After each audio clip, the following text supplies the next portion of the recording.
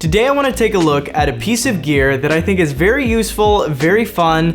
I haven't had the opportunity until the company Hollyland sent me this Mars 300 Pro unit to take a look at, see how useful a device like this is, and compare it to others on the market.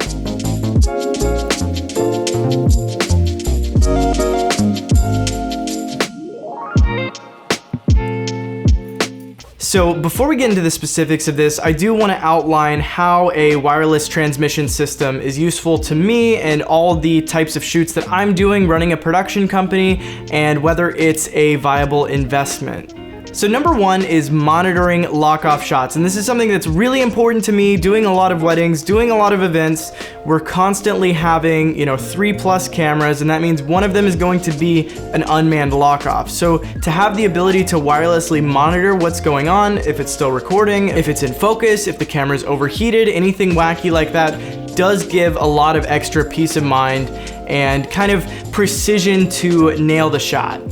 The transmitter touts a 300-foot line of sight range. We're gonna test that in a little bit, but that is plenty for the type of work I do, and really what we're looking for is a strong, consistent signal with no dropouts. Number two is when you're working with some kind of producer and you're able to give them a video feed. So this is another thing that happens quite a bit.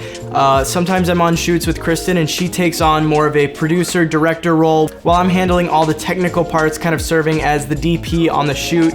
So this allows her to have a monitor that she can look at and she can give direction, actually seeing through the lens. This type of shooting is useful for corporate videos, styled shoots, interviews, and you can make a nice little handle set up with a small rig arm. That's what I do, and it creates a nice little package. You could also even have somebody pulling focus or controlling a gimbal. Although this device does have 80 milliseconds of latency, we're gonna kind of showcase how that latency is and whether it's a big issue.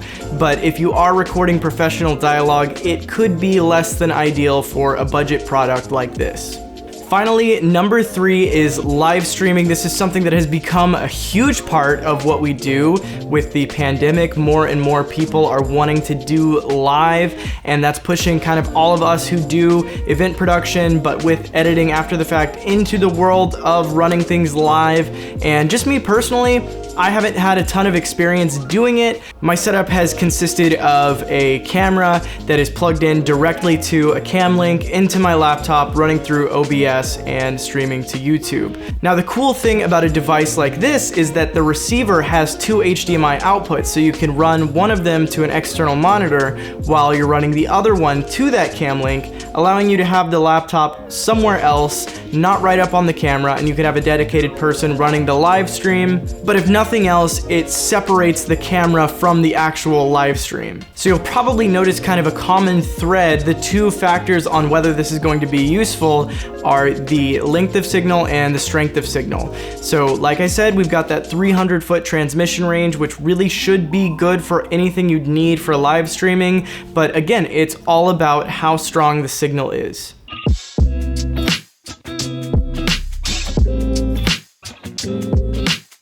So that's really what makes this device useful. I want to kind of get into the review part of this and talk about what I think of the overall package, how I like the device itself. So starting off, it comes in a very simple package. You get the receiver and the transmitter, and these do not have antennas. They're built in internally, which I actually like. It allows you to throw it in a backpack. You don't have to worry about breaking off an antenna or anything like that. You get some mounting options, a USB-C cable, and that is it. These units run off of Sony NPF batteries. You're gonna have to provide your own. I use the larger NPF batteries, which make them a little bit bulkier, but at the same time, I've run into no issues with battery life. The amount of battery life you're gonna get depends heavily on what batteries you're using, but I routinely run these for over 2 hours, and they last a lot longer than something like a Portkeys BM5 monitor. The build is nice. They have a really nice weight to them. The only issue with that is the little dial that controls your channel selection and allows you to go through the very small menus. It does kind of strike me as something that could break over time.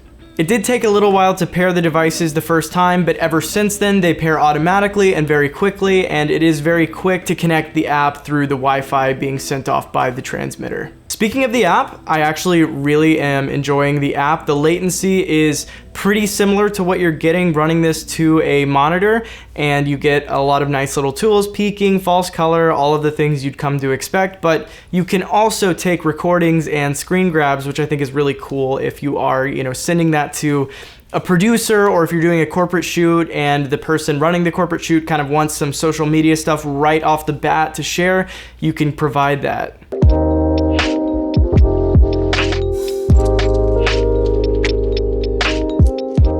So let's talk a little bit about all of the outputs and possible configurations. The transmitter obviously has an HDMI input. This does not run via SDI. This is HDMI only. So one thing about that is you may see some kind of increase in latency going out of the HDMI from a mirrorless camera. That's a common problem. Using the FX9, I find the latency to be pretty much what's advertised and really good.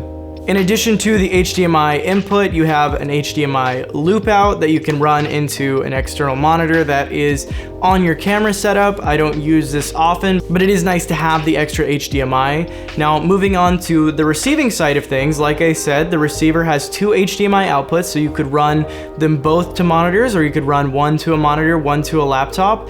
And in addition, you can connect the app on one device if you're using both HDMIs. If you're using one HDMI, you can run two versions of the app. So I think a common setup we can kind of play out is me and Kristen doing a corporate shoot. I'm running the camera, I'm doing all the technical parts, she's getting a feed into her monitor, and then kind of the person we're working with in the business could use the app, they could take screenshots, they could record clips, and they could post it on their social media right away. So I think that is a really, really nice setup.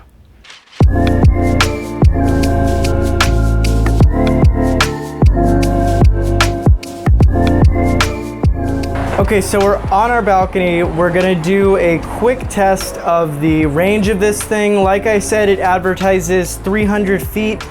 We don't have a way to do that scientifically, but what I'm going to do is I'm gonna go down to the street and I'm just gonna walk down as far as I can go, and we'll see when it drops out. Okay, so I've made it downstairs. I'm looking up at the camera and I am still getting a signal from the monitor. What I'm gonna do now is just walk down the street and we'll see how long it goes until things drop out. Looking at this footage, it looks very voyeuristic. It looks really strange to me, like a car chase or something. Like a helicopter following a car chase. Okay, so right here I noticed it start to glitch. So this is probably pretty close to 300 feet. I'm gonna keep going a little ways, but it's looking like the signal's getting a little spotty.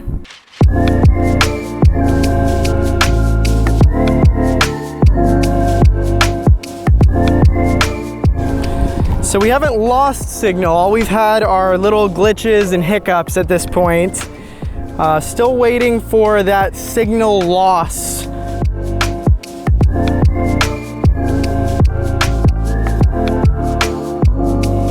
At this point, I think if I pass this tree, it's probably gonna drop out because it is glitching quite a bit. So I'm just gonna go ahead and call it. I think this is the maximum range that we're looking at here. And you know what? That's pretty far. I can barely even see Kristen, so that's pretty wild. Okay, so we are headed back. It's kind of a long walk ahead of me. That was a little bit further than expected. Pretty much testing the limits of line of sight, so I'm pretty happy with that. I don't know when I would ever need that much distance between me and the camera I'm monitoring. So for my purposes, that's about, as much as you can ask.